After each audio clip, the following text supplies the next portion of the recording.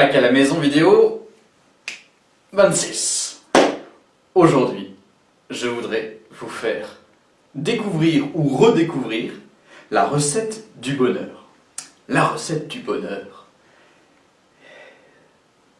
Jésus l'a dit, aimez-vous les uns les autres. Alléluia. Ça n'est pas du tout si facile que ça. Nous avons un petit cœur ou un gros cœur. On a mis Jésus à l'intérieur, plus ou moins, et même si on n'a pas mis Jésus à l'intérieur, ce que je vais dire est valable. Comment faire pour aimer les autres? Et comment faire pour que les autres m'aiment? Je m'appuie ici sur Gary Chapman, qui a découvert que l'amour prenait le vêtement de différents langages. Aimer, c'est une chose. Donner son amour en est une autre. Il y a des gens qui ont beaucoup d'amour à l'intérieur du cœur, du pardon, de la fidélité, du courage, de la patience, de la douceur, de la tendresse.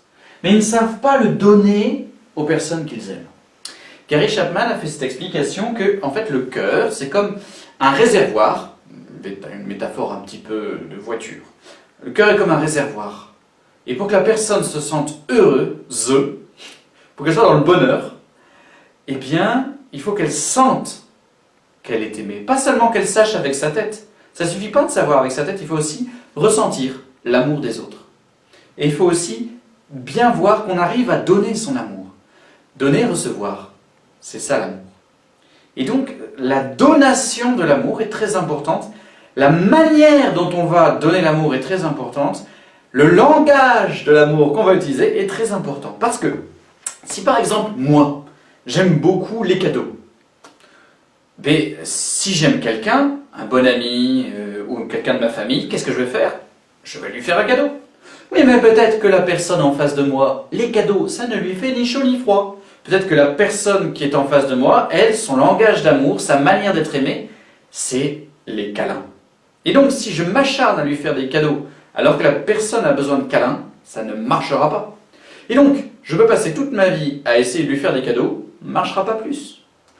Et il y a une jeune femme qui s'était mariée et qui me disait, pendant ma préparation mariage, j'ai découvert les langages de l'amour et j'ai découvert que mon père m'aimait. Parce que elle, son langage de l'amour, c'était les paroles valorisantes et son père, c'était un taiseux, quelqu'un qui ne disait rien. Pourtant, son père l'aimait et il lui montrait de plein d'autres manières son amour, mais pas avec des paroles. Et elle, c'était des paroles qu'elle attendait. Et donc, les personnes qui nous entourent, on a du mal à les aimer parce qu'on ne se pose pas la bonne question. La bonne question, c'est de quoi ces personnes ont besoin pour ressentir mon amour. Et la question subsidiaire, c'est moi, de quoi j'ai besoin pour ressentir l'amour des autres. Comme ça, je vais dire à l'autre ce dont j'ai besoin. C'est important de dire à l'autre ce dont on a besoin. Dans le Cantique des Cantiques, la toute première parole, c'est « qu'il m'embrasse à pleine bouche ». En fait, la bien-aimée, la chérie, elle dit à son chéri « en fait, si tu veux me rendre heureux, il faut m'embrasser. Voilà, si tu veux me rendre heureuse, il faut y aller. Bisous. » Comme ça, il sait quoi faire. Et nous, les mecs, on n'est pas toujours très futés. Les filles, il faut nous aider, parce que sinon, on n'est pas au courant de ce qu'il faut faire. Bref, je ferme la parenthèse. La question que nous nous posons donc, c'est quels sont les langages de l'amour? Gary Chapman, vous pouvez lire son très beau livre, Les langages de l'amour, en présente 5. J'ai fait pas mal de préparation mariage, et de couples géniaux, sympathiques, cato pas cato, de tout. Et ce qui était très intéressant, c'était que, au fur et à mesure, il y a des nouveaux langages qui sont apparus par rapport à Gary Chapman. Et donc moi, je vous propose 3 triades de l'amour, 3 séries de 3 manières d'aimer, qui est force, tendresse physique. Mais une vie sans tendresse, je ne le pourrais pas. Non, non, non, non, je ne le pourrais pas. Nous commençons par la triade de la parole. La parole, c'est très important. Pour remplir le cœur de tendresse, les premières paroles qui sont les plus capitales, ce sont les paroles valorisantes. Les paroles valorisantes. Alors, les paroles valorisantes, en fait, il s'agit de trouver une qualité de la personne ou quelque chose qu'elle a fait de bien, de beau, et de le mettre en valeur, de lui rendre ce qu'elle nous envoie. En fait, comme elle nous envoie quelque chose d'elle-même, la personne, eh bien on lui renvoie sa beauté en lui disant sa beauté, sa bonté, sa joie, voilà, ce qu'elle nous apporte. Et voilà, une parole valorisante. Si quelqu'un est très sensible aux paroles valorisantes et que devant les autres on la casse, c'est plus dur. Voilà. Parole valorisante, ça remplit le cœur. Une autre manière, et je dirais c'est le complément, c'est l'écoute. Voilà, il y en a qui sont très sensibles à l'écoute parce qu'ils aiment bien parler.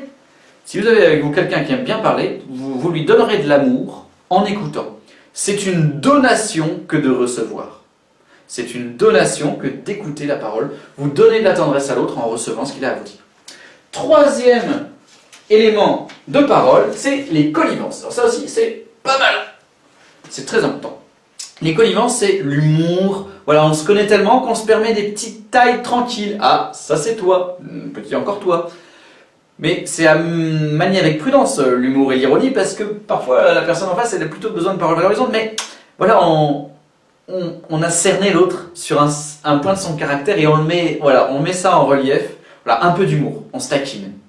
Et puis aussi les connivences, c'est l'histoire commune. On fait mémoire. Ah, tu te rappelles, il y a 5 ans, on a été dans ce restaurant tous les deux, et là il y a un serveur qui avait une coupe de cheveux bizarre, et hop, c'est quelque chose qui nous rassemble, un souvenir commun, un passé commun qu'on évoque par la parole. Voilà, les paroles valorisantes, l'écoute, les connivences, c'est trois choses. Je me rappelle un couple à la fin d'une messe, je lui demandais c'est quoi votre secret, 50 ans de vie commune. Et ils ont dit les concessions et les connivences. Que cela soit écrit et accompli. Triade suivante, après la triade de la parole, la triade du corps. La triade du corps. Et avec le corps, qu'est-ce qu'on peut faire? Eh bien d'abord des gestes physiques. Dans les gestes physiques, je vais mettre des petits mots, il y a beaucoup de gestes différents. Vous pouvez, bien sûr, d'abord serrer la main de quelqu'un, c'est un geste physique qui tient une vraie relation avec la personne. Ne pas serrer la main, voilà, il y a une distance. Le bisou, c'est plus fort. Le bisou sur la bouche, c'est encore plus fort. Le câlin, et puis dans un couple, c'est l'étreinte. L'étreinte. C'est beau, chez le vieux. Et donc ça, on en a besoin. On a besoin de tendresse. Et donc, selon notre relation avec la personne, on a des gestes appropriés en relation, à cette relation. Et il y en a qui sont hyper sensibles au câlin. Et il y en a d'autres, c'est pas leur truc du tout.